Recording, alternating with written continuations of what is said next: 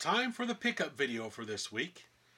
This is my first week of vacation. Well, the first weekend from my previous week of vacation. So, got one more week of vacation to go. 2 weeks off is awesome. As a result, I went running all over the place. I went to a lot of new thrift stores and shops that I've never been to before up in like Virginia. Went down to South Carolina. Went to a couple places down there. Went over to another flea market that was close by to me I've never been to see what kind of neat stuff I could find. Got a heck of a load this week. So we'll get started here.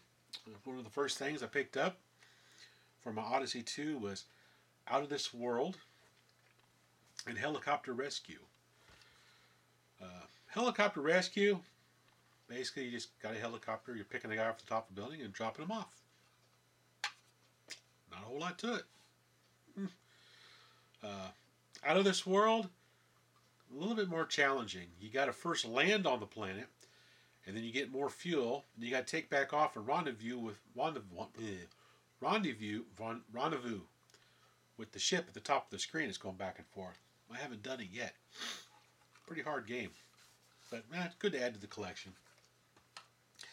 Next thing is from my Atari 2600. I picked up Midnight Magic. This is an awesome pinball game on the Atari 2600. I've got Video Pinball, which was made by Atari. That came out long before this one. And it was okay. It was basically the same game was on their dedicated system, that C380 dedicated pinball game. But this one's nice. Got better colors. The ball physics are nicer. It's just a better looking pinball game on the Atari 2600. Really enjoy this one. A lot of fun. Then I picked up Super Cobra for my Atari 2600.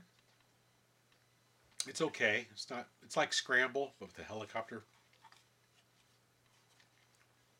Consider it's on the 2600. It's not that bad. It's okay. Then for my Dreamcast, I picked up a Sega Smashback Volume 1. Pretty cool, man. It's got 12 games on it, 12 Sega classic games from the Sega Genesis era. We've got, all but one is from the Sega Genesis. We have Sega Swirl, which is a puzzle game that I really like. Revenge of Shinobi, Altered Beast, Phantasy Star 2, Vectorman, Virtua Cop 2. Looks like columns there. Streets of Rage 2, Wrestle War, Shining Force, Golden Axe, and Sonic the Hedgehog. Nice collection of games. Mainly the reason I bought this is because it had Golden Axe on it, Altered Beast, and that Sega Swirl game that I like so much.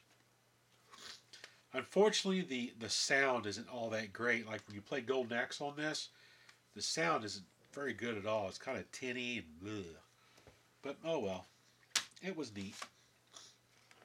Then for my Sega CD, I picked up Stellar Fire. Basically, you're just running around on a planet so far as I've gotten into it. I've played for like half hour. And I'm just running around on a planet shooting stuff. So I imagine there's another level where I go into outer space, because that's what it looks like on the back here. I don't know. I gotta play this a little bit more to see what this game's all about. I know nothing about it. And then for my Game Boy collection, I picked up a Kirby Tilt and Tumble. And what's neat, this card has a little sensor inside that knows which way it's being tilted. That's what controls your character on the screen, little Kirby, to roll around and stuff on your screen. Unfortunately, the only thing I got to play it on is my Game Boy Advance SP, and that takes the cartridge on the bottom. Well, if you plug this cartridge on the bottom of Game Boy Advance SP, all the controls are reversed. You tilt forward and it goes back up towards you. You tilt, away and it goes the opposite direction you want to go, because this was made to go on the top of a Game Boy Color instead of the bottom of a Game Boy Advance SP. So, in order for me to play this correctly, I'm going to have to find me a Game Boy Color so I can play this game, because I've had a hard time. I could turn my SP upside down, I guess. I'll give that a try. I'll just use it upside down and see if I get to work. But it's a pretty neat game. It's a lot of fun. I dig the pink cartridge, though. A little strange. Then for my Sega Genesis, I picked up another great arcade conversion. This one's called Caliber 50. A really fun game. What I like about it is you run around in the jungle, you're shooting the bad guys and stuff. You use the A button to rotate your gun anti-clockwise, and then the C button to rotate clockwise, and then the B button it shoots. And you also can get into a plane later on in the levels, and you can control the turret on the plane to move around and shoot all around you and stuff. It's a lot of fun. It's a nice conversion of the arcade game, so really neat. Then I added a lot more games to my ColecoVision collection. First up, I picked up Burger Time. Thing looks almost brand new. Great version of the arcade game on the ColecoVision. A lot of fun to play. Not bad at all. And I picked up Q*bert, another great port to the ColecoVision. This one's actually really easy to control. I'm using the Super Action controller, which has like a little red joystick on top. Works really well with this one. And I picked up Popeye. Not bad. It's okay. And of course, Frenzy. Yeah. Pretty fun game. I can't last very long in it. Oh well. But it's fun. It's good. It's good fun. And I picked up Defender. Awesome conversion of Defender on the home consoles, especially on the ColecoVision. Even got that star explosion effect when you get hit by a bad guy, which is really freaking awesome. So, real good port of Defender. And I picked up Zaxxon. Controls really well. A lot of fun to play. Looks just like the arcade game. And I picked up Space Fury. Pretty fun little game. It's kind of like an Asteroids type game, but what's really cool is in between the levels, you get these power-ups that you can dock with that changes how your ship fires, either to the side and front, or two in the back, one in the front, that kind of thing. It's a lot of fun. It's a great little game.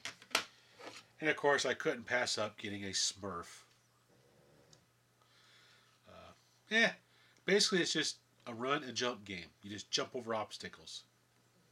It's actually kind of relaxing in a weird kind of way, just to keep jumping over stuff, you know. I know, weirdo. And then the last game I picked up for my ColecoVision is Pepper 2. This game is awesome. I never played this game before. It's another arcade game that was made for the ColecoVision. This one was put out by Exidy. And it's kind of like a combination of Amador, Pac-Man, Make Tracks. You basically run around this maze and you try to make squares like you would in Quicks and Kicks. Go around, fill in a square. But also, if you run down one direction, you reverse direction, go back the other way, you erase your trail that you just made. So you got to make sure you don't double back on yourself, so you keep filling in the squares and everything. What's also really cool about this game is you're not fixed just on the one screen. You actually can go off the top and go to another maze up there, or go off the screen to these different exits on all the sides. So the maze is actually really big, and you can run around these different levels. And of course, you have like power-ups in there, like the Pac-Man power pellets.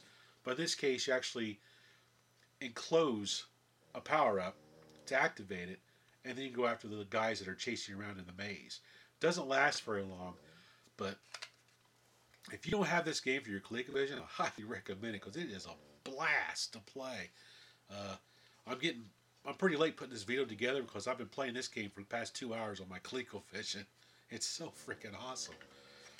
So that's all the pickups for this week. Thanks for watching.